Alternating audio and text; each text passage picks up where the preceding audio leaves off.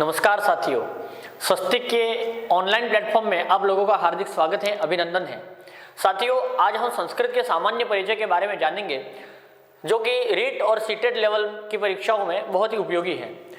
आज हम पढ़ेंगे संस्कृत के सामान्य परिचय को। तो सबसे पहले हम जानेंगे संस्कृत के प्लेटफॉर्म के बारे में। संस्कृत क्या है, संस्कृत के शब्द कैसे बने हैं, संस्कृत व्याकरण क्या है, ये कैसे भाषा चलती है, इन सारी चीज़ों को आज हम जानेंगे। सबसे पहले मैं लिख देता हूं संस्कृतम। साथियों, संस्कृत एक भाषा है। क्या है? एक भाषा है। यथा आ भारते इदानीं पंचग्रामाः तादृशाः सन्ति येषु संस्कृत भाषा व्यावहारिक रूपेण उद्यमाना वर्तते। जनिं प्राप्य भी सः बालकः आजीवन पर्यन्तं संस्कृतेनैव व्यवहारं करोति। पत्रलेखनादिकानि कार्याणि सर्वाण्यपि संस्कृत भाषा एव प्रयुज्यमानाः तत्र भवन्ति। अतः एतेनैव ज्ञायते यत् संस्कृत भाषा एका भाषा वर्तते। तो आपको मालूम पड़ा कि संस्कृत एक भाषा है जिसे तेलुगु, तमिल, उर्दू, हिंदी, अंग्रेजी इन भाषाओं की तरह ही बोला जा सकता है। अतः यह एक भाषा है। भाषण की सामर्थ्यता के कारण संस्कृत एक भाषा है और इस संस्कृत भाषा में बहुत सारा ज्ञान साहित्य समाविष्ट है। जैसे कि संस्कृत में ही वेद है, पुराण है, इतिहास है, रामायण महाभारत, तंत्र शास्त्र है, मंत्र शास्त्र है, आयुर्वेद है।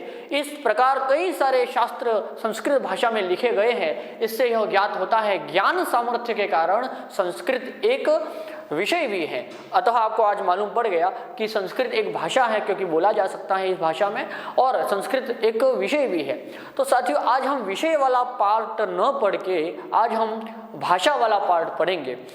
अब देखिए, किसी भी भाषा को चिरकाल तक, लंबे समय तक, अथवा किसी भी चीज को, किसी भी वस्तु को, किसी भी प्रकार के अवयव को, व्यवहार को बहुत लंबे काल तक चलाने के लिए किसी न किसी वास्तविक एक नियमावली का होना बड़ा आवश्यक है। तो संस्कृत भाषा की भी कुछ नियमावली है, कुछ नियम कायदे कानून है। जिस प्रकार देश होता है और देश को लंबे समय तक अच्छे सुदृढ़ सही तरीके से चलाने के लिए उसका कुछ न कुछ नियम कायदे कानून होते हैं, उसी प्रकार संस्कृत भाषा को भी बहुत लंबे समय तक चलाने के लिए, अच्छी तरह से व्यवहार करने के लिए इसकी भी कुछ नियम कायदे कानून हैं। जिस प्रकार देश के नियम कायदे कानूनों को हम उस देश का संविधान कहते हैं, ठीक उसी प्रकार संस्कृत के भी जो नियम कायदे कानून है इस भाषा को चलाने के लिए, उसी नियम कायदे कानूनों को हम इस भाषा का व्याकरण कहते हैं। तो दूसरी चीज यहाँ पर मैं लिख देता हूँ, व्याकरणम। व्याकरण में है क्या साथियों? व्याकरण में मात्र शब्द हैं। क्या है? शब्द। और अर्थात व्याकरण का एक और भी नाम है शब्दानुशासनम। व्याकरण हमें शब्दों का ज्ञान करवाती है। यानी कि किसी भी शब्द को बनाने में, जैसे यह लेखनी है तो लेखनी शब्द कैसे बना, इसमें क्या नियम लगे, क्या कायदे कानून लगे। जिस प्रकार कोई व्यक्ति किसी को जाके गाड़ी जाकर के ठोक देगा तो उस पर क्या धारा लगेगी, किस धारा के तहत वो जेल में जाएगा, ये सारे जो विधि विधान है। उसी प्रकार ये लेखनी शब्द कैसे बना, यह दूरवाणी है तो दूरवाणी शब्द कैसे बना, मार्जकः शब्द कैसे बना, भावेशः शब्द कैसे बना, व्यजनम शब्द कैसे बना, ये सारे शब्दों का जो अनुशासन है, सारे शब्दों का जो विधि विधान है, बस वही व्याकरण है। तो हम शब्दों को जानेंगे। जैसे कि मैंने आपको बताया कि अभी शब्दों को हम जानेंगे, तो अभी यहाँ पर सबसे पहले दो शब्द हमारे सामने हैं, संस्कृतम और व्याकरणम। तो सबसे पहले हम इन्हीं चीज़ों को समझेंगे।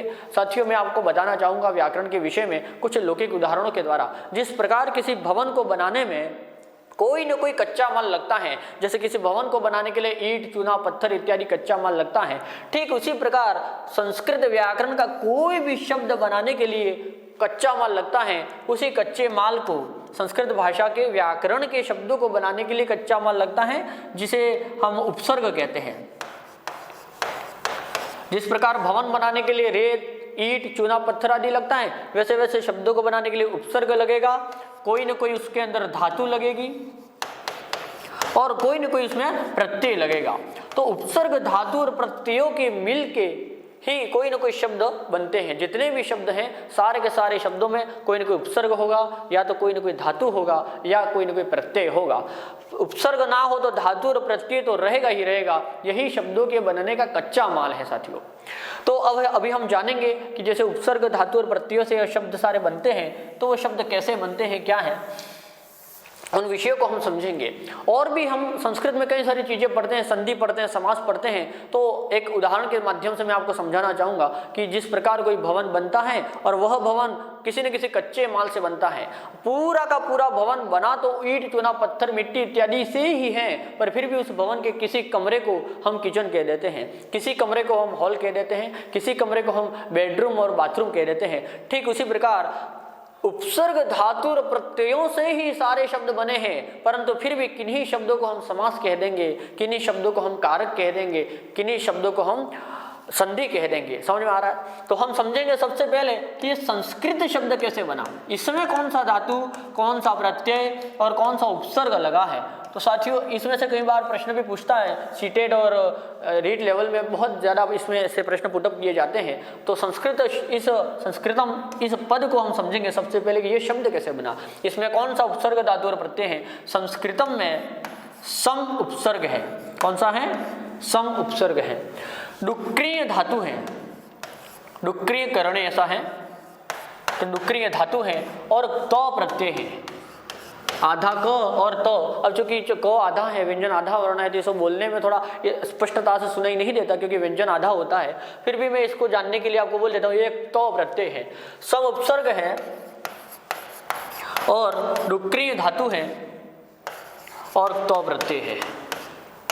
आप चाहें तो इसका स्क्रीनशॉट भी ले सकते हैं अथवा वीडियो को ऐसे रोक करके स्क्रीनशॉट इत्यादि ले सकते हैं, बाद में लिख सकते हैं, पहले इसे समझ लीजिए आप। सम उपसर्ग जब हो और डुक्रीय धातु हो, ध्यान दीजिएगा, जब कहीं पर भी डुक्रीय धातु हो और सम उपसर्ग हो तो और उस सम उपसर्ग का अर्थ यदि सम्यक, परिमार्जित, अच्छा, सुंदर, समीचीन ऐसा कोई अर्थ निकलता हो तो बीच में सुट का आगम होता है। किसका? सुट का आगम होता है। सुट में भी साथियों स अवशेष रहता है, सिर्फ स बचता है। तो और यहाँ पर भी ये डुक्रीय में से डू का इत संज्ञा हो जाती है, हट जाता है, यह भी हट जाता है, इत संज्ञा हो जाती है। इस तो में से भी क की इत संज्ञा हो जाती है। तो जहाँ जहाँ भी इत संज्ञा हो जाती है वो अदर्शन हो जाता है, उसका लोप हो जाता है। आगे आने वाले शब्दों में वो उसको दिखेगा नहीं। जैसे संस्कृतम शब्द है, इसमें आपको डू नहीं दिख रहा है, ये क और य नहीं दिख रहा है, इनकी इत संज्ञा होगी। इत संज्ञा क्या है, इन सारी चीज़ों को हम आगे समझेंगे। और ये म है, उसका अनुस्वार हो जाता है तो ये सम हो गया। सुट का आगम होने से स बचा तो ये आधा स यहाँ मैंने लिख दिया। डुक्री में से डू चला गया, यूं चला गया और क्री बचा तो इसको क्री को मैंने ऐसे लिख दिया। और आधा का वहां भी चला गया, उसकी इत संज्ञा हो गई, वो अदर्शन हो गया, लोप हो गया उसका, तो बचा तो को यहाँ पर लिख दिया मैंने। अब चूंकि ये संस्कृत के अंदर पीछे जो अ बच रहा है, यानी कि संस्कृत ये अकारांत है। जब अकारांत शब्द को यदि हमें नपुंसकलिंग बनाना हो तो पीछे उसके म जुड़ जाता है और संस्कृतम ऐसा यह एक रूप बन जाता है। तो मोटी मोटी बात को आपको जाने रहना है कि संस्कृतम जो शब्द है इसके अंदर सम उपसर्ग है, डुक्रीय धातु है और तो प्रत्यय है। बस इन तीन चीज़ों को आपको परीक्षा में पूछता है। बाकी किसका आगम हुआ अथवा क्या ये आगम हुआ और इसका अनुस्वार हुआ कि नहीं हुआ, ये चीज़ें आपको वो पूछता नहीं है। बस तीन चीज़ें पूछता है, सम उपसर्ग है, डुक्रीय धातु है और तो प्रत्यय है। बस इतनी चीज़ों को आपको जानना है। आगे हम समझेंगे इसी प्रकार का कोई एक और शब्द हमने यहाँ पर लिखा था, व्याकरणम। व्याकरणम, तो व्याकरण में भी इस शब्द में कौन सा उपसर्ग धातु और प्रत्यय है इसे हम समझेंगे। देखिएगा, इसके अंदर वी प्लस आंग दो उपसर्ग हैं साथियों। वी और आंग, किसी किसी में दो उपसर्ग भी रहते हैं किन्हीं किन्हीं शब्दों में। तो वी और आंग यह तो हो गए उपसर्ग। इसमें भी डुक्रीय धातु है, डुक्रीय धातु है और ल्युट प्रत्यय है। ल्युट, ल्युट में भी ये ल चला जाता है, ट भी चला जाता है और ल्यू के स्थान पर अन आदेश हो जाता है। ये डुक्रीय धातु में भी डू हट जाता है, य हट जाता है और वी और आंग इन दोनों के मिल जाने से जब यहाँ पर संधि होगी तो इन दोनों के मिलने से यहाँ पर यण संधि का नियम काम करता है। तो ये वी और आंग मिलेगा तो व्या बन जाता है। डुक्रीय में जो क्री बचा है, क्री के नीचे का जो रिकार है, री है, इस री को भी ऐसे गुण हो जाता है और ये अर ऐसा बन जाता है। तो व्या क बचेगा आधा और फिर व्या क र ऐसा बन गया। ये यू को जो अन आदेश हुआ था वो भी पीछे जुड़ जाएगा तो व्या क र न ऐसा रूप बन गया। अब व्या क र न ऐसा रूप बना। अब इसमें भी हमारे संस्कृत व्याकरण में कोई भी शब्द हो और उस शब्द के अंदर यदि र अथवा श हो तो उसके पीछे आने वाले न को ण हो जाता है। रसाभ्याम नौण समान पर, ऐसा एक नियम है, उसको हम समझेंगे आगे आने वाले संधियों में इत्यादि में, इसे हम समझेंगे। तो ये व्याकरण, ये नकार का णकार हो गया, चूंकि यहाँ पर र आ रहा है, यदि श आता तब भी हम इसे न का ण कर देते, तो ये रूप ऐसा बन जाता है व्याकरण। और इसे भी हमें नपुंसकलिंग में बनाना है तो हम इसमें पीछे म जोड़ देंगे और व्याकरणम ऐसा एक शब्द बन जाता है।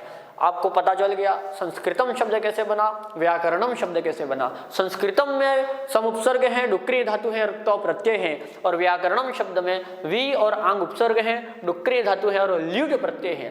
ध्यान दीजिएगा। अभी मैं एक प्रश्न पूछ करके आपको ये दो प्रश्न कैसे पूछता है इसके बारे में हम थोड़ी चर्चा कर लेते हैं कि संस्कृतम, प्रश्न इस प्रकार से पूछेगा साथियों कि संस्कृतम अत्र कह धातु, संस्कृतम अत्र कह धातु, इसमें कौन सी धातु है, ऐसा परीक्षा में पूछे और इस प्रकार से ऑप्शन आपको दे दे, अ दे दे डुक्रिय, ब दे देगा क्री, स देगा अ ब उभयम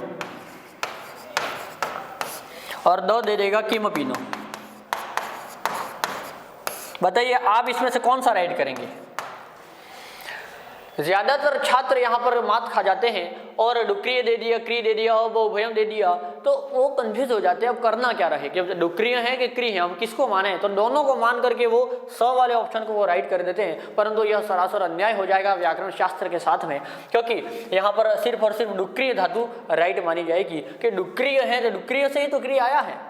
इत्युक्ते यहाँ पर और व उभयम ये राइट नहीं माना जाएगा, मात्र डुक्रिय ही शब्द राइट माना जाएगा। यहाँ पर डुक्रिय धातु है संस्कृतम शब्द के अंदर।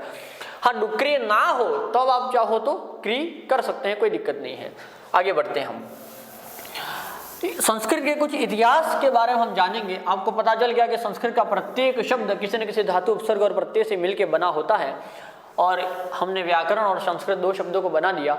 हम संस्कृत के कुछ इतिहास के बारे में जानेंगे।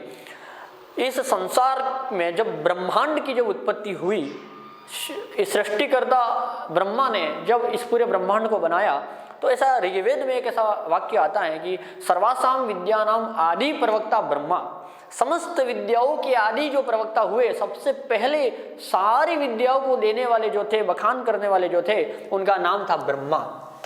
तो ब्रह्मा ने ही सारी विद्याओं को दिया है, तो सीधी सी गणित है, स्वाभाविक सी बात है कि व्याकरण और संस्कृत का ज्ञान भी ब्रह्मा से ही आया होगा निश्चित तौर पर। तो ये एक परंपरा चली थी साथियों, कि ब्रह्मा से सबसे पहले कौन सी परंपरा चली, ये ब्राह्मी परंपरा चली। ब्राह्मी परंपरा, संस्कृत की दो परंपराएं चली थी, एक ब्राह्मी परंपरा और एक दूसरी परंपरा चली थी माहेश्वरी परंपरा। कौन सी परंपरा, माहेश्वरी परंपरा। हम माहेश्वरी परंपरा को बाद में, पहले हम ब्राह्मी परंपरा के विषय में चर्चा करेंगे। तो ब्राह्मी परंपरा में ब्रह्मा ने सारी विद्याओं का ज्ञान आगे दिया था, उसी परंपरा में व्याकरण का भी तो ज्ञान दिया होगा। तो ब्रह्मा ने सबसे पहले, इस ब्राह्मी परंपरा के सबसे पहले प्रथम प्रवक्ता जो थे वो थे ब्रह्मा। ब्रह्मा ने व्याकरण का सारा ज्ञान अपने शिष्य बृहस्पति को दिया। किसको दिया, बृहस्पति। अच्छा, बृहस्पति के बाद में सारा व्याकरण का ज्ञान, संस्कृत का सारा ज्ञान, शब्दों का, व्याकरण का, शब्दों की बनावट का सारा ज्ञान इंद्र के पास में आया। बृहस्पति ने अपने शिष्य इंद्र को ये सारा ज्ञान दिया। साथियों, ऐसा पतंजलि लिखते हैं महाभाष्य में कि इंद्रेण 10,000 वर्षाणि यावद व्याकरणम अधीतम तथापि चांतम न जगाम। इंद्र ने 10,000 सालों तक व्याकरण को पढ़ा, फिर भी अंत तक पहुंच नहीं पाया, पूरा नहीं कर पाया। अर्थात ये इतना कठिन व्याकरण था, अत्यंत कठिनता के कारण इस व्याकरण को कातंत्र व्याकरण कहा जाता था। क्या कहा जाता था, कातंत्र व्याकरण। तो ये बहुत ही ज्यादा कठिन हुआ करता था, जितने शब्द हैं उतने नियम हुआ करते थे, इस वजह से यह बहुत कठिन व्याकरण माना जाता था।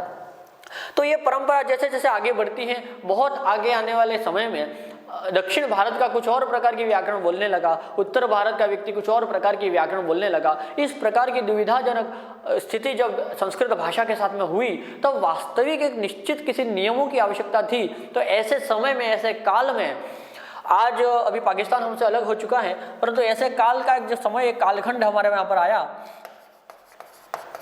तो ऐसे काल में समझिएगा आज से 2500 साल पहले रावलपिंडी, आज से 2500 यानी कि ईसा से 500 साल पहले एक रावलपिंडी जो अभी फिलहाल में है,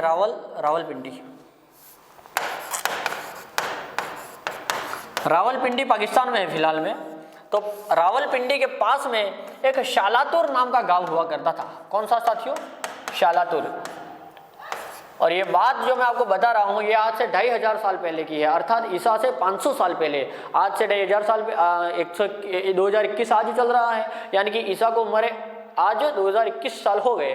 तो उससे भी 500 साल पहले शालातुर गांव में एक दंपत्ति रहते थे, दाक्षी एवं पणिन। क्या नाम था? पणिन। ये दो ये पति पत्नी थे, पणिन और दाक्षी। इन दोनों की संतान हुआ करती थी जिनका नाम था पाणिनि। तो उस समय में पाणिनि को ये लोग एक गुरुकुल में भेजा करते थे और उस गुरुकुल का नाम था तक्षशिला। क्या नाम था साथियों? तक्षशिला। तो तक्षशिला गुरुकुल में पाणिनि पढ़ते थे और वहां पर जो गुरुजी पढ़ाते थे उन आचार्य का जो नाम था, उनका नाम था वर्ष आचार्य। क्या नाम था? वर्ष। कोई कोई कहीं कहीं इनके बारे में उपवर्ष ऐसा भी सुनने को आता है, मिलता है। ये जो बात मैंने आपको बताई ये मनगणंत नहीं है, किसी विद्वान ने ऐसे ही नहीं बोल दिया है। ये पतंजलि ने महाभाष्य में लिखा है कि अथ कालेन वर्षस्य, यानी कि वर्ष ऋषि के एक समय था, एक काल था जिसमें वर्ष ऋषि के पास में शिष्य वर्ग महानभूत, एक बहुत बड़ा शिष्य वर्ग हुआ। तत्रेकः पाणिनिर्नाम, वहां पर एक पाणिनि नाम के जड़बुद्धि तरो भवत्, एक जड़बुद्धि बहुत ही वज्र मूर्ख टाइप के, बहुत ही सामान्य स्तर से भी निचले स्तर के छात्र वहां पर वर्ष आचार्य के पास में तक्षशिला गुरुकुल में पढ़ा करते थे। अब बहुत ही सामान्य स्तर के छात्र थे और ये जो परंपरा चली माहेश्वरी परंपरा के अंतर्गत सारा काम हो रहा है। कैसे होगा मैं अभी आपको बताऊंगा। तो एक बार क्या होता है, ये बहुत ही सामान्य स्तर के छात्र थे, इनको सारा व्याकरण ये इंद्र ने जो पढ़ा, ऐसा व्याकरण 10,000 साल तक इंद्र ने पढ़ा, तो पाणिनि को वो कैसे समझ में आएगा? हमको और आपको कैसे समझ में आएगा? नहीं आ सकता है। तो ये पाणिनि गए गुरुजी के पास में और बोला, गुरुजी मुझे क्या है कि ये व्याकरण का जो ज्ञान आप अभी दे रहे हैं, जो सूत्र इत्यादि बता रहे हैं, ये सब मुझे समझ में नहीं आता है। मुझे गुरुजी संस्कृत को पढ़ना है, व्याकरण को जानना है, ज्ञान लेना है, विद्वान बनना है, रीट में सिलेक्शन करना है। तो आप बताइए हम कैसे करेंगे? कैसे इस संस्कृत सारी विषय तो आगे पर संस्कृत को हम कैसे पढ़ें? ऐसा पाणिनि ने गुरुजी को जाके बोला। तो गुरुजी ने एक बात बोली कि बेटा विद्याम इच्छेत महेश्वरात्, अगर तुझे विद्या चाहिए, ज्ञान चाहिए तो भगवान शिव की उपासना करो। तो पाणिनि को ये बात पसंद आ गई और वो सीधा उधर कश्मीर वगैरह पास में ही तो पड़ता है पाकिस्तान के रावलपिंडी में, तो उधर जाकर के हिमालय की वादियों में जाकर के भगवान शिव की बहुत ज़्यादा उपासना करी। उपासना के बाद में भगवान शिव प्रकट हुए, प्रसन्न हुए और उन्होंने आकर के पहले तो नृत्य किया। ऐसा एक श्लोक आता है कि नृत्तावसाने नटराज राजो ननाद ढक्काम नव पंचवारम। पाणिनि के तपस्या से प्रसन्न होकर के भगवान शिव ने प्रकट हुए, भगवान शिव, और नृत्तावसाने नाचने के बाद में कौन? नटराज राज यानी कि शिव। ननाद ढक्काम, ननाद कहते हैं बजाना, और ढक्का यानी कि डमरू को, ननाद ढक्काम डमरू को बजाया। नव पंचवारम, 9 और 5 बार बजाया, अर्थात 14 बार डमरू को बजाया। और उद्धर्तु कामः सनकादि सिद्धा नेतद विमर्शे शिवसूत्र जालम, ऐसा एक सूत्र जाल निकाला जिसे पाणिनि ने ग्रहण किया, पाणिनि ने सारे ज्ञान को लिया। पतंजलि भी इसी बात को इस प्रकार कहते हैं कि ये ना अक्षर समाम्नाय, ये जो भगवान शिव ने डमरू बजा के जो सूत्र निकाले उन सूत्रों को अक्षर समाम्नाय भी कहते हैं। तो ऐसा लिखा है कि ये ना अक्षर समाम्नाय मधिगम्य महेश्वरात्। तो उस सारे अक्षर समाम्नाय को यानी कि भगवान शिव ने जो सूत्र निकाले उस सूत्रों को पाणिनि ने ग्रहण किया और उन्होंने बहुत बड़ा एक शास्त्र लिखा। तो उसी शास्त्र के बारे में आज हम जानेंगे। तो माहेश्वरी परंपरा में प्रथम जो मुनि हुए, ये मुनि ही तो है, प्रथम जो मुनि हुए, प्रथम मुनि वो हुए पाणिनि। तो अभी मैं मोटी मोटी बात आप लोगों को बता देता हूँ पाणिनि, और पाणिनि के बाद में ये परंपरा कैसे आगे चली। जिस प्रकार ब्राह्मी परंपरा में प्रथम जो प्रवक्ता हुए ब्रह्मा हुए, उसके बाद में बृहस्पति आए, फिर इंद्र आए, फिर वरुण आए, इस प्रकार वो परंपरा आगे चली और आगे चल के वो लुप्त हो गई। उसके बाद में माहेश्वरी परंपरा में भगवान शिव ने डमरू बजाया और वहाँ से सारे सूत्र निकले और पाणिनि ने उनको ग्रहण किया। बजा तो डमरू था, डम डम डम ही आवाज आती है, परंतु पाणिनि के तपस्या के दौरान उनका ऑब्जर्वेशन पावर इतना बहुत बढ़ चुका था कि उनको उस डमरू की आवाज में भी उनको सूत्र सुनाई दिए। पाणिनि इतने ऐसे शक्तिशाली और बुद्धिमान हो चुके थे तपस्या करने से। तो अभी हम उस चीज को जानेंगे, हम समझेंगे कि कैसे पाणिनि के बाद में ये परंपरा आगे बढ़ती है और पाणिनि से लगा करके आज भी जो हम व्याकरण पढ़ते हैं वो एज इट इज है, तो वो कैसे है, क्या है, उस चीज को हम जानेंगे, समझेंगे। तो सबसे पहले हम समझ लेते हैं कि माहेश्वर सूत्रों से सबसे पहला जो मुनि हुआ वो पाणिनि हुए। तो यहां पर मैं यहां पर लिख देता हूं माहेश्वरी परंपरा, माहेश्वरी परंपरा, माहेश्वर परंपरा, माहेश्वरी परंपरा। माहेश्वरी परंपरा में प्रथम मुनि हुए, प्रथम मुनि हुए, नाम था पाणिनि। अच्छा, इनके कुछ उपनाम भी थे, ध्यान दीजिएगा, उपनाम, उपनाम भी लिख देता हूं। अब पाणिनि का एक उपनाम था जिसे हम दाक्षी पुत्र भी कहते हैं, क्योंकि माता का नाम इनका दाक्षी था। पाणिनि का उपनाम क्या है पूछे तो क्या कहेंगे, दाक्षी पुत्र। अच्छा, पाणिनि ने लिखा क्या, पाणिनि ने सूत्र लिखे, दाक्षी पुत्र हो गया। इन्हें सूत्र लिखने के कारण इन्हें सूत्रकार भी कहते हैं। क्या कहते हैं, सूत्रकार। अच्छा, पाणिनि ने जो भगवान शिव ने डमरू बजाया और 14 सूत्र दिए, पाणिनि ने 14 सूत्रों को लिया और उन 14 सूत्रों से पाणिनि ने प्रत्याहार बनाए, 42 प्रत्याहार बनाए, और उन प्रत्याहारों के बाद में उन्हीं प्रत्याहारों की मदद से उन्होंने कई सारे सूत्र बनाए, जिसे एक ग्रंथ में उकेरा जिसका नाम है अष्टाध्यायी। पाणिनि ने लगभग 4000 सूत्र बनाए और उनको एक ग्रंथ में लिखा जिसका नाम है क्या है, अष्टाध्यायी। अष्टाध्यायी पाणिनि के ग्रंथ का नाम, यहां लिख देता हूं, ग्रंथ नाम, ग्रंथ एवं परिचय, ग्रंथ का परिचय भी हम समझेंगे। तो अष्टाध्यायी नाम का ग्रंथ लिखा, अष्टाध्यायी। अष्टाध्यायी नाम से ही पता चल रहा है कि इसमें कितने अध्याय होंगे, तो 8 अध्याय होंगे, 8 अध्याय हैं। ये परीक्षा में प्रश्न कभी कभार पूछ लेता है कि अष्टाध्यायी में कितने अध्याय हैं, तो नाम से पता चल रहा है अष्टाध्यायी में 8 अध्याय हैं। प्रत्येक अध्याय में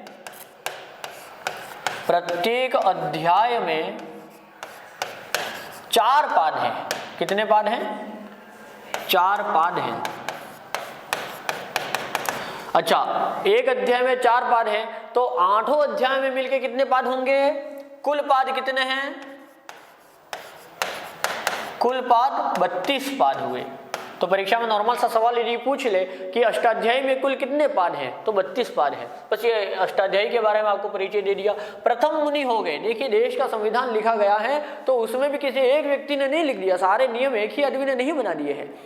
नियमों को किसी ने बनाया, फिर बाद में फिर उनमें कुछ अलग भी उसको करना पड़ा, उन नियमों को हटा के फिर दूसरों को भी जोड़ना पड़ा होगा। इस प्रकार के कई सारे नियम बाद में भी बनाए गए हैं, संशोधन भी हुए हैं नियमों में। आज भी हम संविधान के साथ में संशोधन कर रहे हैं। तो हमारा पाणिनि ने जो लिख दिया उसमें संशोधन तो कभी करना नहीं पड़ा, पर कुछ चीज़ों को वापस से जोड़ना जरूर पड़ा था, क्योंकि पाणिनि का समय था आज से 2500 साल पहले, ईसा से 500 साल पहले। तो पाणिनि के बाद में एक और व्यक्ति आए, द्वितीय मुनि। कौन से आए, द्वितीय मुनि। अच्छा, द्वितीय मुनि कौन थे, उनका नाम था कात्यायन। क्या नाम था, कात्यायन। अच्छा, कात्यायन का भी एक घर का नाम था, जैसे आपके घर का भी नाम होता है ना, चिंटू, पिंटू, बिट्टू, किट्टू, ऐसे नाम होते हैं ना, वैसे के वैसे कात्यायन का एक घर का नाम था जिसे वररुचि कहते हैं। क्या कहते हैं, वररुचि। अच्छा, अब इन्होंने लिखा क्या था, इन्होंने वार्तिक लिखे थे, यानी कि पाणिनि ने जहाँ जहाँ सूत्र लिखे उन सूत्रों से कोई बात यदि सिद्ध हो गई, लेकिन कुछ चीज़ें क्या, पाणिनि का समय 500 साल पहले था ईसा से, और कात्यायन का समय ईसा से 250 साल पहले, 300 साल पहले था, तो 200 साल के बीच में डिस्टेंस है। तो निश्चित तौर पर कई सारे नए शब्दों का प्रादुर्भाव हुआ होगा, संस्कृत में कई नवीनीकरण हुए होंगे, कई सारी चीज़ें नई जोड़ी गई होंगी। तो उन चीज़ों को बताने के लिए कात्यायन ने वार्तिक लिखे, जिस वजह से इन्हें वार्तिक कार कहते हैं। क्या कहते हैं, वार्तिक कार। कार यानी चलाने वाली कार नहीं, वार्तिकों को लिखने वाले, बनाने वाले वार्तिककार। जैसे सोने का काम करने वाला स्वर्णकार, रजत का काम करने वाला रजतकार, है ना, घड़े का काम करने वाला कुंभकार। उसी प्रकार सूत्रों पर काम करने वाला कौन, सूत्रों को बनाने वाला सूत्रकार, वार्तिकों को बनाने वाला वार्तिककार। तो इस प्रकार से, और इन्होंने लिखा क्या, ग्रंथ का क्या नाम है, तो वार्तिक। तो इन्होंने ग्रंथ तो नहीं लिखा, परंतु वार्तिक ऐसा मिलता है। अब ये वार्तिकों का कोई ग्रंथ नहीं है, अच्छा नहीं है तो फिर यहाँ पर लिखा क्यों है? देखिए मैं आपको आगे इसकी चर्चा करता हूँ, अभी जस्ट तुरंत करूँगा। देखिए बस इतना सा कात्यायन का परिचय है। और तृतीय एक मुनि हुए, तृतीय मुनि जिनका नाम है पतंजलि। क्या नाम है साथियों? पतंजलि। ये योग शास्त्र के बहुत प्रबल और महान मुनि थे। पतंजलि ने महाभाष्य लिखा, इसी वजह से इनको भाष्यकार बोलते हैं। भाष्यकार, भाष्य, महाभाष्य को लिखा इन्होंने ग्रंथ, तो भाष्यकार, इन्होंने भाष्य किया। जो कुछ भी सूत्र लिखे पाणिनि ने और जो कुछ भी वार्तिक लिखे कात्यायन ने, सूत्रों और वार्तिकों पर भाष्य कर किया इन्होंने, अपने मन की कुछ चीज़ों को उकेरा उस ग्रंथ में, इसलिए इनको भाष्यकार कहते हैं। और इनको शेषावतार भी कहते हैं, क्योंकि ये शेषनाग के अवतार माने जाते हैं। तो शेषावतार, इनको सर्पावतार भी कहते हैं। कहीं कहीं ऐसा भी प्रश्न कभी कभार पूछ लेता है कि सर्पावतार कह, ऑप्शन में रहेगा पाणिनि, कात्यायन, पतंजलि, महाकवि माघ, तो कौन से हैं? ये पतंजलि है, सर्पावतार, सर्पावतार। अच्छा, लिखा क्या था इन्होंने? इन्होंने महाभाष्य लिखा है ना, महाभाष्यम, महाभाष्यम। अच्छा, महाभाष्य में है क्या? जिस प्रकार किसी ग्रंथ में, जैसे अष्टाध्यायी में 8 अध्याय है, किसी किसी ग्रंथ में सर्ग होते हैं, किसी ग्रंथ में अंक होते हैं, उसी प्रकार महाभाष्य में आहनिक है साथियों। क्या है? आहनिक। अच्छा, आहनिक किसे कहते हैं? देखिए आहनिक, आहनिक कितने आहनिक है? 84 से 85 आहनिक है। परीक्षा में ऐसे कैसे लिखा हुआ आपको दिखेगा, उसी को राइट करना है। तो अच्छा, आहनिक किसे कहते हैं? जिस प्रकार दिन होता है ना, दिन, और पूरे दिन में जो काम किया जाता है उसे हम दैनिक कहते हैं। तो दिन का ही एक पर्यायवाची है जिसे हम अहन कहते हैं, और एक अहन में जो काम किया जाएगा उसे हम आहनिक कहते हैं। तो पतंजलि ने 84 से 85 दिनों में पूरा महाभाष्य लिख दिया, इस वजह से ये 84 से 85 आहनिक इन्होंने लिखे। बस इतनी सी बात है, और आपको ये सारा मोटी मोटी चर्चा आपको मालूम पड़ गई। पाणिनि प्रथम मुनि हो गए। परीक्षा में कई सारे इस प्रकार पूछ सकता है कि ये इनको 3, प्रथम मुनि, द्वितीय मुनि और तृतीय मुनि मिल के क्या हो गया? त्रिमुनि। परीक्षा में पूछ सकता है कि त्रिमुनि के अंतर्गत नहीं गिने जाते पाणिनि, कात्यायन, पतंजलि, कालिदास, तो उत्तर हो जाएगा कालिदास, नहीं गिने जाने वाले। तो इस प्रकार की आज की यह चर्चा यहाँ पर पाणिनि, पतंजलि, पाणिनि, कात्यायन और पतंजलि के विषय में मैंने आपको इसका इतिहास पूरा बता दिया। अब हम समझेंगे कि वास्तविक तौर पर आज हमें जो जानना है वो जानना है पाणिनि ने जो सूत्र लिए थे 14 माहेश्वर सूत्र, उन सूत्रों के अकॉर्डिंग हमें जो संस्कृत आज पढ़नी है उसको हम पढ़ेंगे और आगे हम समझेंगे। धन्यवाद। फिर मिलेंगे किसी और टॉपिक के साथ में, एक नए अच्छे वाले टॉपिक के साथ में संस्कृत के, हम फिर से मिलेंगे। धन्यवाद।